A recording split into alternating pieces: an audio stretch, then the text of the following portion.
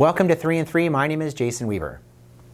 Today we're going to be talking about why municipal bonds, the financial health of California, and the Federal Reserve and lending facilities. So why municipal bonds? First of all, they have a low default rate. According to Moody's, from 2009 to 2014, the default rate was about 0.03%. And corporate debt historically has a default rate of about 2.5%.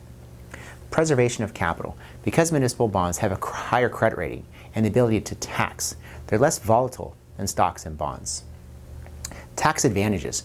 Municipal bonds, the interest that comes from them can be both federally and state tax exempt. So it's naturally good for high income earners.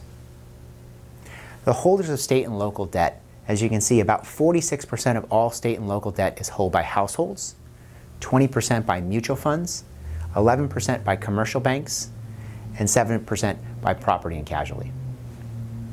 The financial health of California. So California came into 2020 with a budget surplus of about $21 billion on projected revenue of about $152 billion.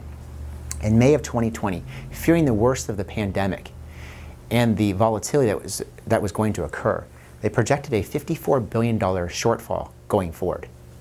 But they are now projected to come in significantly above that and only be about 7% below the original projections. So the tax collections are well ahead of the Budget Act. Here are the Budget Act assumptions, and again, the actual collections. The Federal Reserve and lending programs. So the lending programs were established by the Federal Reserve to ease the pain and the credit crunch that was occurring in March and April in the financial markets.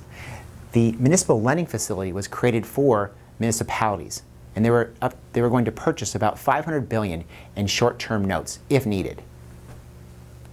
And this is the issuance that typically happens for short-term notes for municipal bonds. And you can see the Federal Reserve has 11 times the capacity to buy for that issuance. Thank you for joining us for 3 and 3.